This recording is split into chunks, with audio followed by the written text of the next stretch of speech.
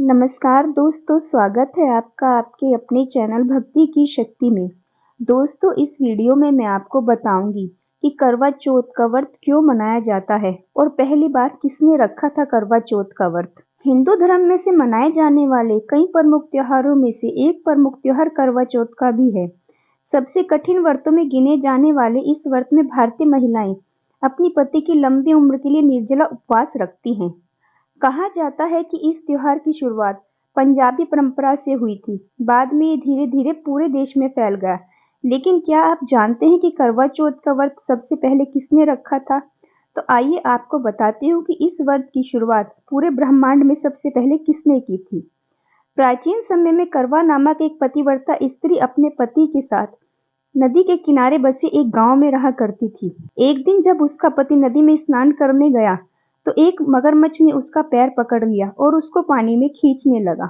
इस पर वो अपनी पत्नी का नाम लेकर करवा करवा चिल्लाते हुए सहायता के लिए उसे बुलाने लगा। पतिव्रता करवा के सतीत्व में बहुत बल था। पति की पुकार सुनते ही करवा दौड़कर अपने पति के पास आ गई और मगरमच्छ के मुंह में अपने पति का पैर देखकर घबरा गई। लेकिन फिर उसने अपनी सूती साड़ी से एक धागा निकालकर अपने तपोबल की शपथ लेते हुए मगरमच्छ को धागे से बांध दिया। इसके बाद करवा अपने पति की रक्षा के लिए यमराज के पास पहुंच गई। उस समय चित्रगुप्त अपने खाते देख रहे थे। करवा अपने साथ 7 सीके लेकर गई थी। उन्हें उनके सामने ही झाड़ने लगी। उसके ऐसा करते ही सारे खाते इधर उधर बिखर गए। तब उनका ध्यान करवा पर गया और यमराज ने उससे यमलोक आने की मंशा पूछी।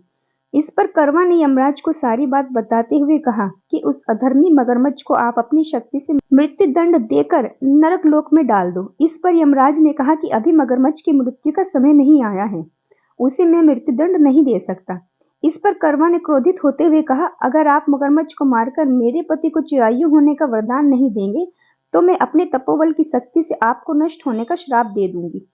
करवा की ये बात सुनते ही चित्रगुप्त और यमराज चिंता में पड़ गए, क्योंकि वो करवा के सतीत्व की शक्ति के बल से परिचित थे। इसके बाद उन्हें मगरमच्छ को असमय ही यमलोक भेजना पड़ा। इसके बाद यमराज ने करवा के पति को चिरायु होने का वरदान दिया। साथ ही करवा को सुखी और समृद्ध होने का आशीर्वाद देते हुए कहा कि हे करवा, आज तपोबल से तुमने अपने पति के प्राणों की रक्षा की है।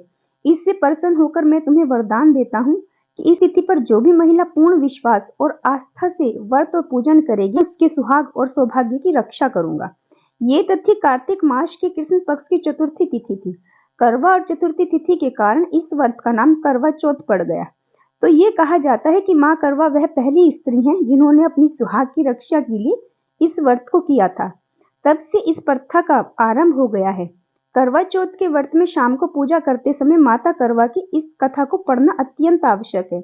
इसके अलावा वराह पुराण के अनुसार भगवान श्री कृष्ण की सलाह पर द्रौपदी द्वारा अर्जुन के लिए करवा चौथ का व्रत रखने का भी उल्लेख मिलता है। दोस्तों, यदि आपको मेरी यह वीडियो पसंद आई हो तो आप मेरी इस वीडियो को लाइक करना, शेयर करना, साथ ही साथ आप मेरे इस चैनल को सब्सक्राइब करना ना भूलें। धन्यवाद।